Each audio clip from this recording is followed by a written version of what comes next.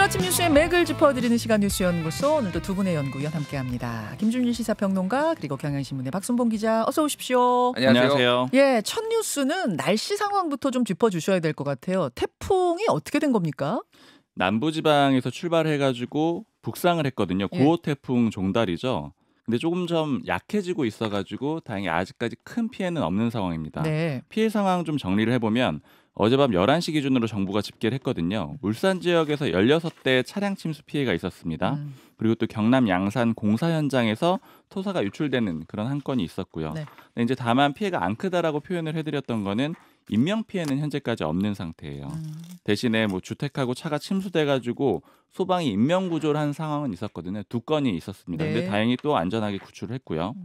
도로 통제나 아니면 물놀이장 이런 데들 통제되는 일들은 굉장히 많았는데 목포, 전남, 부산, 경남, 제주 이런 장소에서 도로하고 물놀이장 등이 통제가 됐고요. 또 둔치 주차장 있잖아요. 이제 강변에 있는 이런 둔치 주차장이나 아니면 산책로 이런 곳들도 다수 통제가 됐습니다. 예. 아까 비가 좀 약해졌다, 태풍이 약해졌다라고 말씀드렸는데 이 종다리의 힘 자체는 좀 빠졌어요. 그러니까 원래도 아주 강력한 태풍일 것이다 이렇게 예측하지는 않았었거든요. 맞아요. 그런데 이 흑산도 쪽 앞바다를 지나면서 오히려 힘이 빠져가지고 그 예상보다도 더 약해지는 상황입니다. 네. 다만 오늘 새벽까지 지금 비도 많이 내리고 있고 서울도 비는 많이 내리고 있거든요. 그래서 이제 호우는 계속될 것이다 이렇게 예측을 하고 있습니다.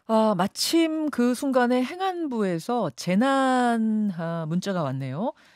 7시를 기해서 경기 김포, 인천 강화 지역에 호우경보를 발효한다. 차량은 속도를 줄여 운행하고 물에 잠긴 도로, 지하차도, 교량 등으로는 통행하지 않도록 하고 주변에 있는 사람들에게 알려야 한다. 개울가, 하천변, 계곡, 해안가 등 급류에 휩쓸리거나 침수 위험이 있는 지역에는 접근하지 마시라. 이런 내용들이 지금 바로 들어왔습니다. 김준일 평론가. 예. 태풍이 이제 피해가 없는 것은 참 다행이에요. 피해 없이 이렇게 그래도 큰 피해 없이 이렇게 지나가는 건 다행인데 태풍 후에 좀 시원해지기를 기대했던 점에 있어서는 이게 다시 더워진다는 얘기가 있어서 답답하네요. 그러게요. 예. 예. 언제 시원해질까요? 그러니까요. 이미 뭐 이제 기록을 깰 정도로 지금 열대야가 계속 이어지고 있는데, 그러니까 일반적으로 태풍이 오면 이제 주변에 기압장을 막 흔들면서 어떻게 해서 북쪽에 있는 찬 공기가 좀 내려오면서 이제 우리나라가 시원해지는 게 보통 일반적인 현상이었는데, 네. 지금은 이제 이게 열대 지역에 이제 고온다습한 것도 같이 몰고 오거든요. 그래서 흐트러뜨리지를 못하고 이게 지금 말했다시피 약해지다 보니까 네. 열대 지방에 그런 고온다습한 건 끌고 오고. 근데 그 정도로 세지는 않고 세지는 않으니까 바람은 약하고 그러니까 잠깐 뭐 한 1, 2도 정도 지금 어제보다는 좀 낮아지기는 했지만은 네. 이게 이제 햇볕 나오면 다시 더워지는 이런 현상인데 지금 원래 일반적으로 보면은 과거에 보면은 일본 쪽으로 이게 태풍이 많이 갔어요. 네. 근데 지금 이번에 한반도 쪽으로 지금 왔잖아요. 네. 지금 당분간 이럴 가능성이 높다라는 거예요. 지금 이제 8말 9초에 이제 태풍들이 이제 계속 여러 개가 올 가능성이 있는데 이게 지금 그러니까 쉽게 얘기를 하면은 북태평양 고기압이 우리나라 쪽으로 확장을 한 거예요. 그러니까 이게 북태평양 고기압이 약하면은 이게 조금 이제 일본 쪽으로 있으면 그쪽으로 길이 루트가 이렇게 가야 되는데 이게 여기까지 한반도까지 치고 올라오니까 이거를 밀어내지 못하고 한반도로 올라온다라는 거예요. 예. 근데 앞으로도 지금 몇 번을 이렇게 태풍이 계속 올 거다. 아하. 이제 이런 우려가 있어서 이번 거는 약하지만 다음번에 거는 셀 수도 있는 거죠. 그러면 이제 한반도가 조금 영향을 받을 가능성이 있는 거가 하나가 있는데. 네. 역대 이제 우리나라에 큰 피해를 입힌 이제 그 기억하실 텐데 뭐 루사도 있었고 2002년 예. 루사. 그러니까 우리나라에서 제일 사망자가 많이 나온 거는 1959년에 사라인데 849명이 그때 죽었거든요. 옛날이기는 하지만은 그리고 뭐 이러면 뭐 곰파스, 흰남노 이게 공통점이 다 8말 9초에 왔어요. 맞아요. 예. 맞아요. 그래서 이때 오는 태풍이 오히려 피해가 굉장히 크다라고 본다면은 앞으로 태풍의 길도 한국 쪽으로 계속 이어질 가능성이 높다고 전문가들 얘기하고 네. 그러면 이제 좀 주의를 해야 되겠다. 매미도 기억나네요. 그렇네요. 다 8말 9초 이때쯤에. 이번 태풍은 이렇게 지나갑니다만 또 태풍이 이어질 거라는 소식 전해드리면서 두 번째 이야기 넘어가죠. 진실게임된 마약 청문회. 어제 국회 얘기죠. 네, 국회 행정안전위원회에서 마약 수사 외압 의혹 청문회를 개최를 했습니다. 일단 어떤 사건인지 먼저 설명을 해드리면 그 작년 9월에 서울 영등포 경찰서가 수사를 했던 내용이에요. 그러니까 말레이시아 마약 조직이 필로폰을 우리나라로 밀반입을 했는데 네. 이걸 조사하다 보니까 이 밀반입을 우리나라의 인천공항 세관 직원들이 도와줬다. 이런 진술이 나왔다라는 겁니다. 그렇죠. 경찰이 이 진술을 확보한 다음에 이 9월 20일에 언론 브리핑을 하려고 예고를 이미 기자들한테 한 상태였어요. 그런데 대통령실에서 연락이 와가지고 이 연기가 됐다. 이게 첫 번째 의혹이고요. 네. 그다음에 두 번째는 경찰 상부에서 관세청은 언급하지 마라. 이런 지시가 내려왔다. 이게 두 번째 의혹입니다. 어제 청문회에서 모순되는 양쪽의 주장이 다 나왔는데 지금 어느 한쪽은 거짓말이 되는 그런 상황이 되는 거죠. 그렇죠. 등장인물이 3명이거든요. 이런 것들이 문제가 있다라고 의혹을 제기하는 당시 영등포서의 형사 이과장 이제 백모 경정이고요. 네. 그다음에 대통령실의 모 행정관, 즉 이 경정한테 전화를 해가지고 밀어라라고 했던 인물이 또 하나가 있고요. 그다음에 경찰 상부의 경무관, 이 모 조 경무관인데 네. 이 사람은 관세청을 빼라 이렇게 얘기했다라는 3명의 등장인물이 있습니다. 주장들이 어떻게 다르냐면 일단 이 수사를 담당했던 백모 경정 같은 경우에는 뭐라고 주장을 하냐면 그날 9월 20일에 이 대통령실 행정관한테 전화가 왔다는 거예요. 그래서 전화가 와가지고 브리핑을 할 거냐 이렇게 물어보니까 당연히 약속을 했으니까 해야 되지 않겠느냐 이렇게 얘기를 했더니 다시 전화가 와가지고 용산에서 알고 있어서 심각하게 보고 있다 이렇게 대통령실 행정관이 말했다라고 주장을 하고 있습니다. 예. 그래서 이제 본인은 이제 다시 한번 이거를 갑자기 브리핑도 막고 수사를 방해하게 되면은 안 된다라는 취지로 얘기를 했다라고 하고 네. 결국 이거는 용산이 개입한 게 아니냐 이런 식으로 청문회에서 주장을 합니다. 용산에서 알고 있어서 심각하게 보고 있으니까 브리핑을 더 잘하시오가 아니라 심각하게 보고 있으니까 브리핑을 하지 말라는 취지로 백경정은 이해를 했다는 그렇게 이해를 거예요. 한 거죠. 그랬는데 이 전화를 했다라고 백모 경정이 지목한 그 행정관도 나왔거든요. 네. 뭐라고 반박을 했냐면 용산 얘기는 전혀 하지 않았다 이렇게 얘기를 했습니다. 그럼 왜 브리핑을 연기하라고 했느냐 이렇게 질문을 받으니까 네. 지휘관이 이 브리핑을 한 다음에 압수수색을 하는 과정 자체가 맞지가 않다라는 거예요. 그러니까 압수수색을 다 하고 그 다음에 그 수사 결과에 대해서 브리핑을 하는 게 순서상 맞는데 그 순서를 어겼기 때문에 이건 수사 상식에 부합하지 않아서 그런 얘기를 한 것이다라고 주장을 하고 그러니까 있습니다. 자체 판단으로 브리핑에 지금 순서가 틀렸기 때문에 난 지적한 거다. 이게 지금 김 행정관의 이야기? 맞습니다. 그리고 아까 그 경찰 상부에서도 지시가 있었다라고 말씀드렸잖아요. 네네. 조모 경무관도 어제 나왔는데요. 이 조 경무관 같은 경우에는 그냥 이렇게 얘기를 했습니다. 대통령실 관계자의 요청이 있었느냐 이런 질문이 있었는데 없었다라고 했고요. 그다음에 자신은 이런 세관 내용을 언급하지 말라라고 한 적이 없다라는 취지로 또 답변을 했습니다. 그래요. 김준일 평론가. 예. 누군가는 지금 거짓말을 하고 있다는 이야기인데 어떻게 들으셨어요? 전체적인 어제 청문회. 그러니까 이거는 좀 복잡하니까 네. 제가 정리를 해드려야 되고 이제 최초에 이제 이름이 사실 다 나와가지고 네네. 이거를 뭐 백모라고 하는 것보다 뭐 예를 들면 백혜룡 경정, 백경정 뭐 이렇게 백경정, 하시죠. 네. 뭐 김찬수 지금 당 전 영등포 서장 지금 이게 대통령실 자치행정비서관실 행정관 뭐 이런 식으로 해서 이름을 얘기하는 게 나을 것 같아요. 그러니까 이게 주장을 먼저 요약을 하고 이게 왜 문제가 되는지 그리고 지금 뭐가 이제 쟁점인지 말씀드릴게요. 이게 왜 이제 최상병 사망 사건 외압 의혹 이거하고 비슷한지를 제가 좀 설명을 드릴게요. 첫 번째는 예. 대통령이 철저 지시를 조사 지시를 했거나 아니면은 대통령 국가의 어떤 정책이었어요. 예를 들면은 마약과의 전쟁 했었잖아요. 그렇죠. 그러니까 마약과의 전쟁 하려면은 경찰이 그거 따라가지고 마약 수사 열심히 하는 건 당연한 거잖아요. 네. 그리고 이것도 예를 들면 최상병 사건 같은 경우에도 대통령이 철저하게 조사해라라고 해서 그 사람들이 잘 따랐다라는 거예요. 네. 첫 번째 공통점이 그거고 두 번째가 다 칭찬을 받았습니다. 예를 들면은 윤희근 경찰청장한테 이게 이제 보고가 들어갔는데 엄청 칭찬받았어요. 왜 그러냐면은 이게 74kg 필로폰이 어느 정도냐면요. 이게 245만 명이 한꺼번에 투약을 할 수 있는 양이에요. 245만 명? 예. 2,200억 원어치고요. 그걸 잡아낸 거예요? 필로폰으로만 따지면은 우리나라에서 적발한 거 중에 역대 두 번째입니다. 규모가. 와. 그러니까 이거는 대단한 거예요. 예. 그래서 말레이시아 조직원이 몸에다 이렇게 부착해가지고 예. 들어오는 거를 잡아냈는데 잡아서 조사를 해보니까 야 너 어떻게 그럼 여기 들어왔어라고 하니까 아니 세관 직원들이 도와줬어 사실은 이렇게 실토를 한 거예요 말레이시아. 그래서 심지어는 뭐 이게 차량 타고 이동하는 것까지 섭외를 해줬다 뭐 이런 증언까지 나와가지고 네. 얼굴 찍어봐라가 하니까 이렇게 찍기까지 했다라는 거예요. 네, 네. 그러니까 이제 경찰 입장에서는 야 이거는 세관 직원까지 동원이 됐으면 이건 심각한 문제다 뭐 이렇게 하니까 보고까지 막 들어가니까 엄청 칭찬을 받았고 뭐 그 최상병 사건도 뭐 이제 이종섭 국방부 장관이 당시에 수고했어 뭐 이렇게 됐다라는 거잖아요. 근데 여기에서 이제 공통점이 뭐냐면은 용산이 나옵니다. 하나는 경로가 나오고요. 하나는 심각하게 보고 있다가 나와. 이건 이제 주장이 엇갈리니까 어쨌든 네. 이런 공통점이 있고 네 번째는 언론 브리핑이 중단됩니다. 둘 다. 그리고 이것도 이제 최상병 사건도 언론 브리핑 하지 말라라고 해가지고 국회에서 있던 거 취소됐고 이것도 마찬가지로 서울청에서 야 이거 인천 세관 왜 들어가 이거 관세청이고 아직 확실히 된 거 아니니까 빼 이렇게 돼가지고 중단이 돼요. 결국 나중에 하기는 했지만은 그런 부분들이 다 삭제돼가지고 이제 했고요. 네. 자 그런 다음에 또 하나 공통점이 다섯 번째가 온 전방위적으로 전화가 와요.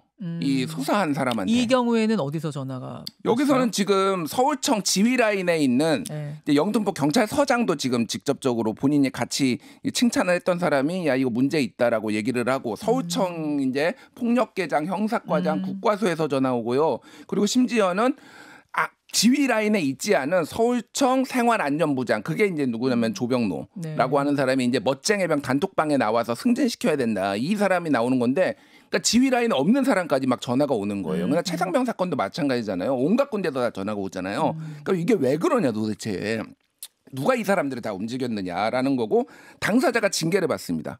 박정훈 대령도 지금 이제 뭐 이제 항명죄로 했고 이 사람도 이 백경정도 강서경찰서 화곡지구대로 발령이 났는데 경정 가해자는 아니거든. 경위거든. 경위가 가는 거고 이건 징계를 받아서 지금 간 거예요. 그러니까 왜 항명하냐. 이 맘대로 그렇게 언론 브리핑 하느냐. 뭐 이런 거가 있었고 이거를 진행한 사람들 외압을 행사한다고 의심받는 사람들은 대부분 승진하거나 문책을 안 받았어요. 예를 들면 조병노 같은 경우에는 인사위원회 이제 심의까지 올라갔는데 징계까지 올라갔는데 불문 처리가 돼 버렸습니다. 그러니까 지휘 라인에 없는 사람이 전화해 가지고 이거 빼라라고 했는데 해달라고 요청을 했는데 이게 어떻게 이렇게 될 수 있느냐 뭐 이런 거가 있는 거죠. 가장 미스테리는 이게 사실이라면은 용산이 왜 마약 사범들을 심각하게 보고 있어서 빼라고 하고 왔고 용산이 왜 이를테면은 저기 임성근 사단장을 보호해 뭐 이런 미스테리가 이제 큰 그림에서 있는 거예요.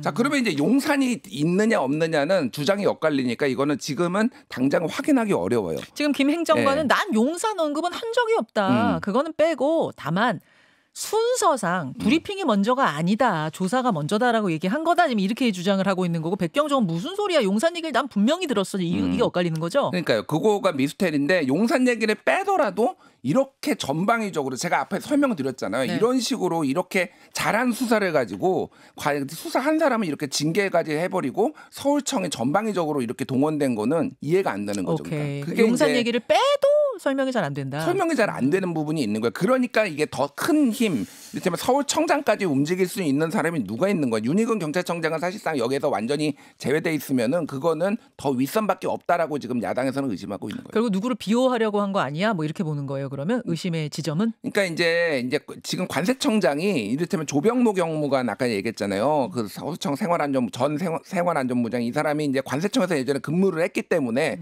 관세청에 뭐 청탁을 받은 거 아니냐. 그런데 용산에 뭐 판 거 아니냐. 뭐 이런 의혹까지 있고 아니면 용산에서 진짜 개입을 한 거 아니냐. 뭐 이거는 아직 모르는 거예요. 근데 어쨌든 전방위적으로 압력이 들어온 거는 사실이다. 아하, 예. 알겠습니다. 자초지종에 대한 설명 어제 무슨 청문회였던 건지 잘 설명을 해주셨어요. 다음으로 갑니다. 여야 대표회담 신경전. 여야 대표회담 일사천리로 날짜까지는 잡혔는데 이제 실무 협상 들어가니까 첫 단계부터 삐걱거리네요. 맞아요. 실무 협상을 시작하기 전 단계부터 삐걱거렸다 이렇게 볼 수가 있는 게 어제 국민의힘 쪽에서 민주당이랑 협의를 하기 전에 먼저 이렇게 공개 토론을 하자, TV로 생중계를 하자 이렇게 제안을 한 겁니다. 네. 일단 좀 배경을 짚어드리면 어제 저희 이 시간에도 좀 얘기를 했는데 이게 토론회가 될 거냐 회담이 될 거냐 이런 식의 고민이 있었다라고 말씀드렸잖아요. 그게 관전 포인트라 그러셨잖아요. 맞아요. 그런데 실제로 토론회 형태로 하자라고 보이는 거죠. 그렇죠. TV로 생중계하자라는 건 토론회로 하자라는 게 되는 거고요. 근데 이제 삐걱거렸던 이유는 뭐냐면 이게 민주당하고 사전 조율해서 국민의힘이 발표를 한 게 아니고 우리는 이렇게 제안을 하겠다라고 기자들한테 박정아 비서실장이 얘기를 한 겁니다. 예. 그러니까 이제 그 기사가 나왔겠죠. 그 기사를 보고 민주당에서는 불쾌감을 드러냈거든요. 일단 첫 번째는 아니 왜 합의하지도 않은 내용, 그러니까 협의하지도 않은 내용을 먼저 발표를 했느냐, 예의에 어긋난다 이렇게 비판을 했고요. 그다음에 두 번째는 이렇게 그 TV로 생중계하겠다라는 거는 보여주기식 이벤트를 만들려고 하는 게 아니냐 이렇게 두 가지 포인트로 비판을 했습니다. 이렇게 갈등이 좀 부각되면서 원래 어제 실무회담 하기로 했었거든요. 근데 네. 그게 하루 밀려가지고 오늘 하기로 이렇게 좀 예정이 연기가 됐고요. 각각 의제는 현재까지는 세 가지를 던졌는데 한동훈 대표 쪽에서는 정쟁 중단, 민생 회복, 정치개혁 협의체 상설화 이런 것들을 던졌는데 좀 추상적이긴 해요. 근데 세 번째 거 같은 경우, 그러니까 정치개혁은 한동훈 대표가 지난 총선 때 얘기한 적이 있었거든요. 그러니까 총선 출마자들한테 불체포 특권 포기, 그다음에 금고 이상 유죄 확정 나오면은 세비 전액 반납하기 이런 서약서를 받은 적이 있는데 결국 이거는 이제 이재명 대표를 겨냥한 걸로 이렇게 해석이 되는 그런 아하. 조항으로 보이는 거죠. 금고 이상 유죄 확정 시에 재판 기간 동안 받은 세비는 전액 반납해라. 뭐 이런 거 다 맞아요. 넣어서 우리 서약하자. 그리고 불체포 특권도 들어가 있으니까 이재명 대표를 역시 겨냥한 걸로 보이는 지점이고요. 네. 이재명 대표 쪽에서는 세 가지 제안했는데 최상병 특검법, 전국민 25만 원 지원법, 그리고 지구당 부활 이렇게 제안을 했습니다. 예. 좀 취재를 해보니까 좀 흥미로웠던 지점은 뭐냐면은 서로 자신감이 넘친다라는 거예요. 뭐냐면 일단 한 대표 쪽에서는 왜 생중계를 제안을 했느냐 그 얘기들을 좀 들어보니까 일단 첫 번째는 한동훈 대표가 전당대회를 하면서 토론을 6번을 했거든요. 맞아요. 자신감이 꽤 생겼다라는 거예요. 아하. 토론을 해볼 만하겠다 이런 판단이 들었다라는 거고, 두 번째는 이런 표현을 들었는데 이 대표는 공안증 있는 거 아니야 이런 식의 얘기를 하더라고요. 그러니까 공안증이라는 거는 한동훈 대표를 이제 공포스러워한다, 공한증. 네, 두려워한다 이런 얘기인데 예. 무슨 얘기를 하냐면은 작년 6월 7일에 이재명 대표하고 당시 김기현 대표 시절이거든요. 근데 네. 이재명 대표가 여야 대표회담 제안을 하면서 그때는 TV 토론 방식으로 하자라고 했다라는 거예요. 근데 왜 우리가 이번에 제안을 할 때는 안 받으려고 하냐? 이 얘기는 한동훈 대표가 무서운 거 아니야? 이런 식의 반응들이 좀 나오고 있고요. 그러니까 민주당에서는 우린 TV 토론을 안 받으려고 하는 게 아니라 그런 식으로 언론에 먼저 들이대는 것은 저 매너가 아니죠. 그래서 그래요라고 했지만 국민의힘에서는 본질은 토론을 피하려고 하는 거 아니야? 이렇게 의심하는 거군요. 그렇죠. 자신이 없는 거 아니냐 이런 거고요. 세 번째는 최상병 특검법이 좀 반영이 됐을 걸로 당내에서 좀 해석을 해요. 이게 왜냐면은 최상병 특검법은 소위 말하는 배신자 프레임에 걸리기가 딱 좋은 그런 주제잖아요. 한동훈 대표 입장에서는요. 예. 즉 이거를 받는 과정이든 받지 않는 과정이든 비공개로 하게 되면 이재명 대표랑 일종의 짬짬이를 한 게 아니냐라는 보수층의 그런 비판을 받을 수가 있거든요. 그런 가능성을 완전히 공개를 해가지고 차단을 하겠다라는 게 목표입니다. 예. 이재명 대표 측 반응도 제가 아까 양쪽 다 자신 있다고 이렇게 말씀을 드렸는데 반응을 예. 물어보니까 이렇게 얘기를 하더라고요. 이거 혹시 아예 못 받는 거예요? 제가 이렇게 이재명 대표 쪽에 물어보니까 네. 논의 과정을 봐야겠지만 우리보다 국민의힘 한동훈 대표가 더 불리한 상황 아니에요? 이렇게 얘기를 하면서 최상병 특검 안 받는 모습이 중계되면 중도층이 타격을 입을 거고 반대로 받는 모습을 보이면 이거는 지지층으로부터 타격을 입을 건데 왜 하자고 하는지 잘 모르겠다. 왜 생중계하자고 하는지 잘 이해가 안 간다. 네, 그래서 우리도 안 받겠다라는 건 아니다. 안 충분히 받으려고 할 했다. 가능성이 있다 이렇게 얘기를 하고 있습니다. 야, 이제 아니 그럼 이거 정말 여야 대표 회담을 우리가 생중계로 볼 수 있겠는데요, 전체를? 그러니까 일단은 각자 이제 생각을 말씀드리면 뭐 두 분 다 뭐 자신감 뿜뿜 좋습니다. 좋아요. 저는 예. 대환영입니다. 이제 이재명 대표는 그러면 왜 김기현 대표는 안 만나려고 했고 한동훈은 만나려고 하느냐. 이제 그게 좀 차이가 있는 게 그때 첫 번째 당대표의 롤하고 두 번째 당대표의 롤하고 달라졌다라는 거예요. 1기하고 2기가 다르다? 1기하고 2기가 다르다. 어떡해요? 왜냐하면은 총선을 앞두고는 강하게 정부의 실정을 공격하는 게 역할이다 보니까 굳이 이제 당대표 만나서 그런 거보다는 바깥에서 이제 공격하는 게 이런 거 그래서 뭐 결과적으로 성과를 냈잖아요. 근데 이제 두 번째 당대표는 제가 이제 엊그제도 말씀드렸지만은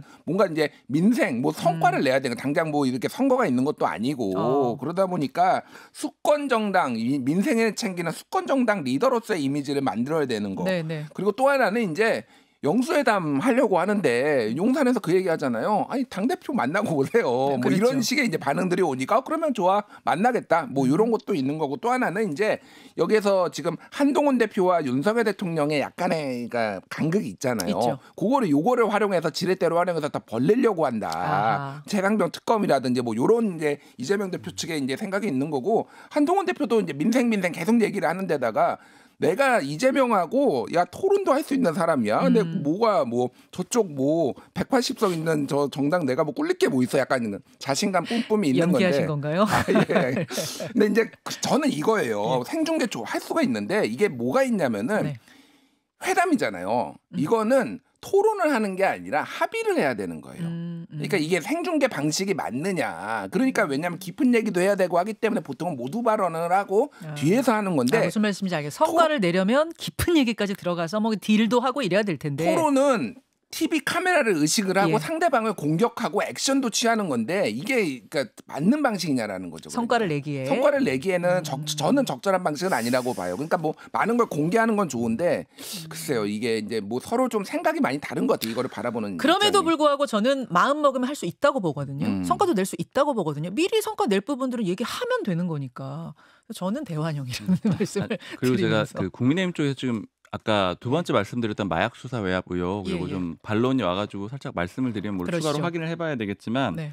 이 국민의힘 쪽에서 얘기하는 거는 그 김찬수 행정관이 당시에 브리핑 연기를 지시했을 때 영등포 경찰서장이었기 때문에 그때는 용산하고 관련이 없었다는 네, 거죠. 그래서 그러니까 용산 행정관이라고만 하면은 조금 이제 오해가 될 수 있을 것 같다 이렇게 좀 얘기를 하고 그것은 있어요. 현직함이라는 이야기고 맞습니다. 그 상황 그 당시에는 경찰서에 있었다는 네, 거. 그래서 경찰 내부에서의 지시다 이런 얘기를 좀 전해왔어요. 알겠습니다. 거기까지 덧붙이면서 두 분 수고하셨습니다. 감사합니다. 김현정의 뉴스쇼는 시청자 여러분의 참여를 기다립니다. 구독과 좋아요, 댓글 잊지 않으셨죠? 알림 설정을 해두시면 평일 아침 7시 10분 실시간 라이브도 참여하실 수 있습니다.